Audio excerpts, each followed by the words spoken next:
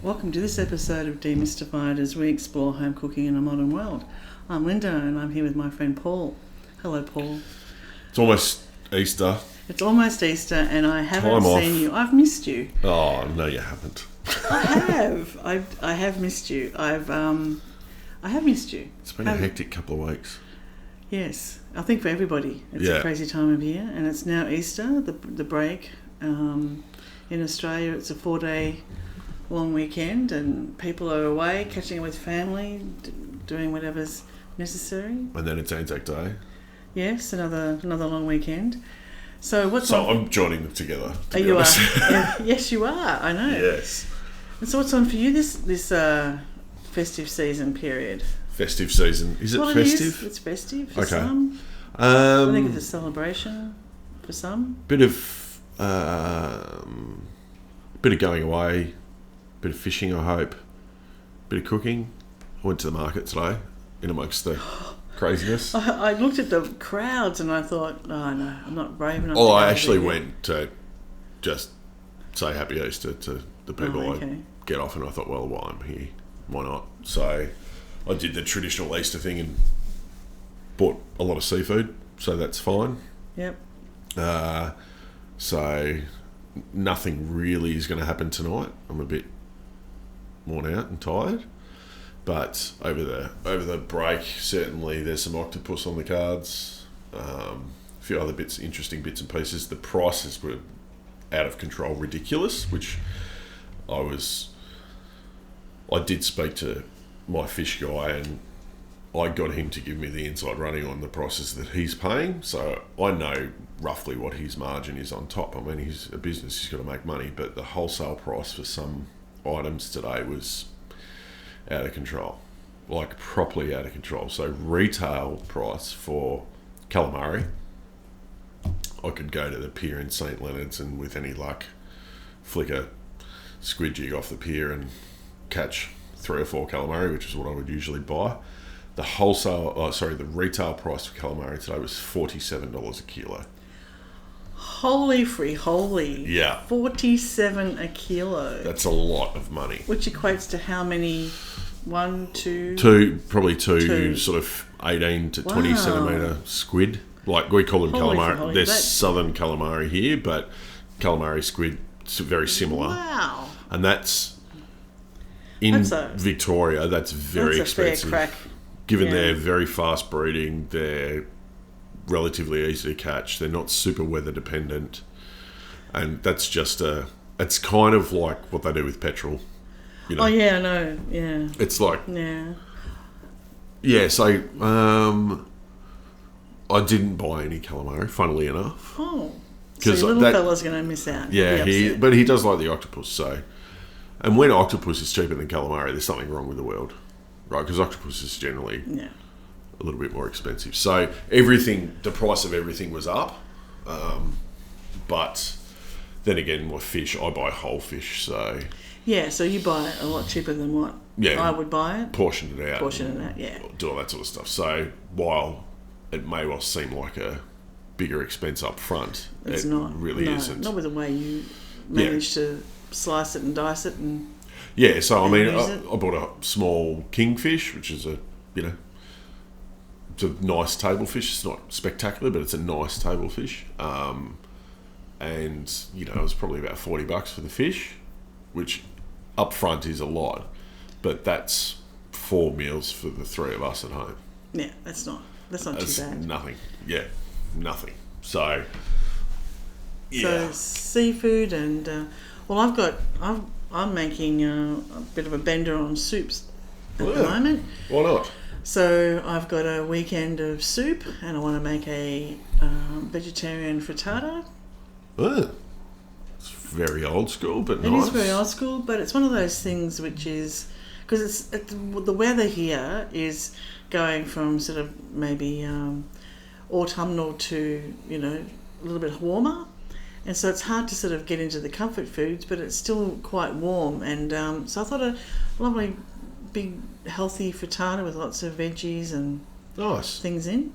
So that's on the cards. And I think I made the cottage pie a little while ago when the lovelies were coming over. Yeah. And Doug is still sort of, can we make another one just for us this time? So he wants me to make a cottage pie so that we can enjoy the leftovers. He's food selfish, Doug. And I was you know how I have my food crush on Adam Leor, and he was doing a show the other night on quick meals, which I thought was interesting because his quick meal looked pretty quick until he pulled out that he had to serve it with rice, and I thought, well, that's not really a 10-minute meal because rice takes longer. And not everyone. I would wrap it up. Rice takes 11 minutes. 11 in the absorption method. 22, 21 and a half. Thank you. Wow, really? Yes. Since when? Since we just have a stovetop. Bring it to the boil, which takes rice for you and Doug. Bring it to the boil. You may be looking at 4 minutes. No, the whole thing, 21 and a half. It's down pat. Fluffy white absorption method. Absorption method you have to bring to the boil for it to work effectively. Yes, and then you put the rice in. Oh my god, no. No. You put rice and water in the pot. Oh. You bring it to the boil, you stir it once. You turn it down to its lowest setting. You put a very tight fitting lid on top. Yeah. Lowest setting, exactly 11 minutes. Done. What? What? And I never measure the water. Minutes. So the water to rice ratio, and I wash the rice very well, but if the rice is touching the end of my thumb, the water comes up to my first knuckle. So it doesn't matter how much rice, that's exactly the measurement, and it's perfect every time. But bring it to the boil, stir it once, so you give the bottom a scrape so it doesn't catch. The smallest burner on its lowest setting, like the lowest setting possible, and generally I will put foil over the pot and then put the lid on so it really seals. I stick my phone timer on, 11 minutes, done. Well, I'm going to have to try that. I don't know that. why you're spending 22 minutes making rice. Because for the 36 years I lived with Dougie's made the rice, and it's 21 and a half minutes, and he puts the kettle on, boils the water, pours that into the pan that's been on the, just turned on. Mm-hmm. And then when it's boiling, he throws in the rice, gives it a quick stir, puts the lid on, and gets an old, something his father found years ago. It's on an old tram part, and it's a weight on that lid. 21 and a half minutes, takes the lid off, gives it a stir, serves it. Fluffy rice. Okay. Alrighty, and he does measure out 1 cup of rice to 1.5 cups of water. He's a pilot. And yes, and a science nerd. But I was looking at, I got some really lovely. So Adam, you've dissed Adam Leor. No, it's not a quick meal. Well, I don't think it's quick when you suddenly have rice. But 11 minutes. Okay, I take that back, and I'm really sorry, Adam. Yeah. I do take it back. It just over the 10 minutes of your egg dish. But I was looking at dishes that we do that are actually really quick. And my 2 favourites for really quick, I don't have any time or I've got home late. If I can get to the market, I grab some whiting fillets, a little bit of flour with a whole bungload of dried oregano, and cook them and just lightly flour it, dust it off, and in a very light little bit of oil, even just sometimes a spray of olive oil on the pan. 2 minutes each side, job done. Salad or something, it takes me longer to, that's it, that is job done. Yeah, well, we often do that. That's often a dinner for us too. It's just some fish, whatever it might be, cooked very simply with a green salad. Yeah. And the other one's lamb cutlets, which are lamb, you don't like them? No, I do, but they're quite often just wrong. Wrong? Yeah. How do you mean a lamb cutlet is wrong? So, part of the beauty of a rack of lamb is a cap of fat which sits on top of the rack of lamb. Mm-hmm. And quite often when you buy the cutlets, there's no fat at all. No. Yeah. And I think there should always be a little bit of fat because that's where the flavour comes from. So when the butchers they cut off that fat. They cut off the fat, and they're too expensive, to be honest. they're a good $2.20 a cutlet. I don't know about that because Dougie does shopping for if it's cutlets, he's bought them from the local. At least. Okay. So what I'll ask we him. used to $2 a cutlet. Yeah. Wow. So okay. generally in a restaurant you would have what is a 4-point rack of lamb as a main course, let's say, like a reasonably large main course. And we would cost it out because we knew what we call them points, so the bones, we knew what each point would be worth. And I know that, especially not at the market, but elsewhere where you shop, a lamb cutlet is about $2.20 each. Okay. Now, if you're having 2, then fine. Yeah, but Right, if you're having 4... Yeah, it's not an inexpensive meal. No, okay. And there's 2 of you. Yeah. It's- But that Yeah, with a little bit of it's quick. seasoning, Yeah. is fantastic. And my last question for you: we went out and had a meal in the city the other night. There was a group of us going out to a comedy show, and a few of us had the chicken parma, which is in Australia a chicken schnitzel with a slice of ham, some Ham's sauce. controversial, but yeah, go Okay, on. well, Yeah. sometimes Sometimes. cheese, Yeah. sauce, a tomato-based sauce over Yeah. the top. And when the plate came out, the plate was quite large, but the chicken schnitzel part was so enormous. Yeah. It's Massive. massive. Yeah. No one could get through it all. Yeah. And I thought, why do restaurants sometimes, they were all the standard size, that chicken breast was thick, it was huge, it took up, Yeah. a half a plate. And the plate was big. Yeah. Why is that something that's just a reaction, or is that a deliberate thing to make you feel like I would have paid the same price for less, because it wasn't an expensive meal, Yeah. but it was too much. Like no one could eat theirs. I mean, there's a bit of a thing with like parmas in pubs in Australia. Yeah. Pretty much. Like it became a thing that, who's got the biggest parma or who's got the best parma. There's various people that have done And there's competitions. parma nights. Yeah, there's parma nights. Where they have Hawaiian parmas and Mexican parmas. and also all this sort of stuff. Yeah. So I think they developed their own sort of cult following to a degree. But my issue with that isn't so much that they're massive and huge and that's how that venue particularly chooses to serve them. My issue with that is where are you getting these chickens from? Well, we were commenting on that as well because, man, they are massive. They're borderline turkey breasts. I was going to say they are the size of a turkey breast, and that's exactly what we were saying at the table. Like, are these hormonal fed chickens? Because do we really that is so big and they're thick. Yeah, go to Europe, you don't see chickens like that. I don't think anyone sees chickens like that running around. If they did, we'd be terrified. Yeah. We'd be terrified of taking those eggs from those little... No. They'd be just I they'd don't be the know. size of an emu. So no. I don't know why chicken parmas are generally a chicken breast which is cut and butterflied open and then sort of bashed out a bit. So it's becomes larger. But if you look at so I remember in Berlin I went to a very famous schnitzel house. And that's what they do, right? So, yes. the veal schnitzel, proper schnitzel, yes, proper schnitzel. But that's thin. It's wafer thin.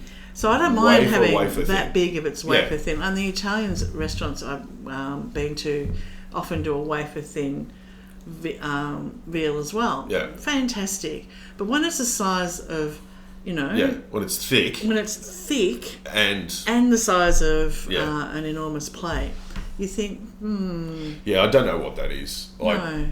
Okay. Yeah, I can't help you there. Okay. I have seen them, I've been out and eaten a parma too. Yeah. But it's just, I don't know why they are the way they are. I suppose they're trying to give value, potentially.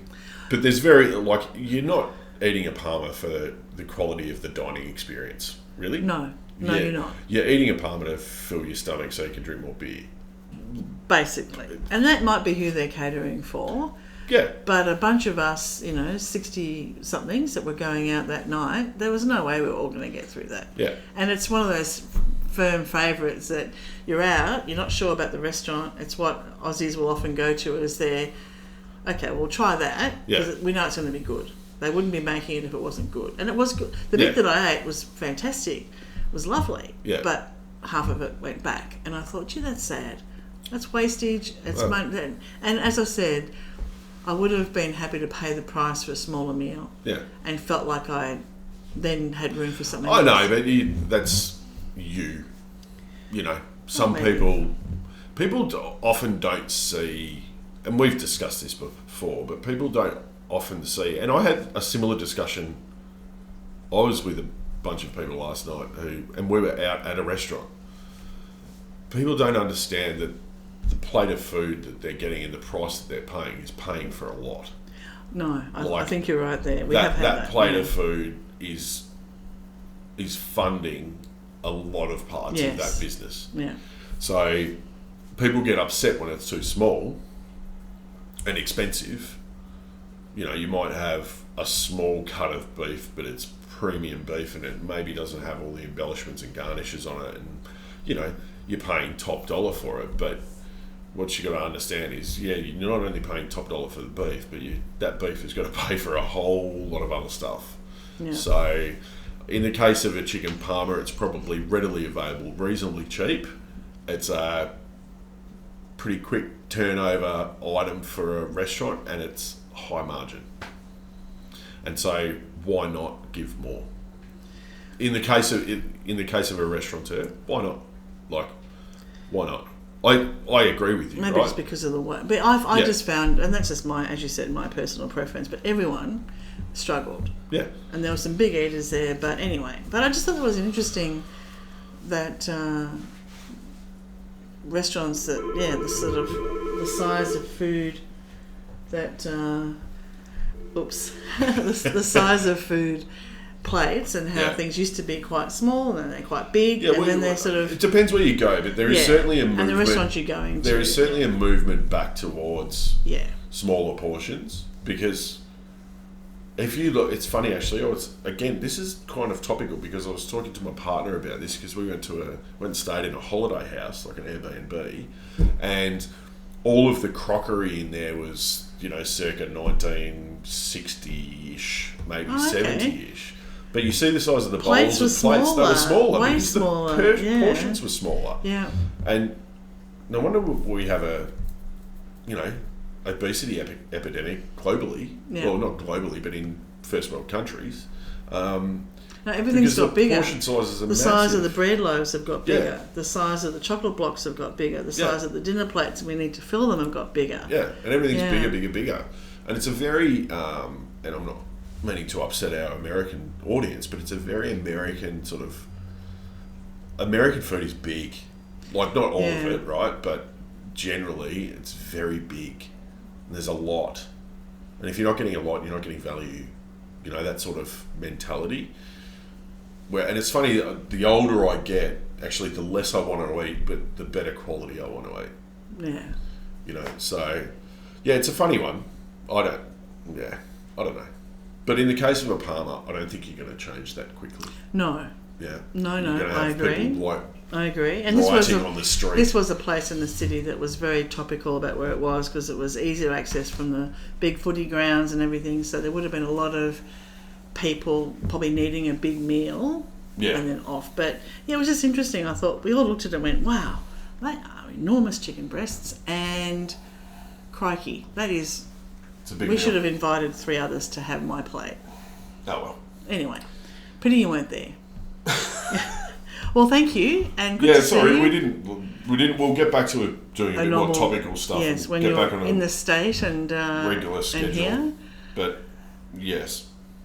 Well, happy cooking over Easter. Happy Easter, everybody. Happy Easter. Be safe. Be well, and we'll talk soon. Beautiful. Take care, everyone. Bye. Thanks for listening to this podcast as we explore home cooking in a modern world. We'd love you to subscribe, and for more information, please go to our website, cookingwithsteam.com.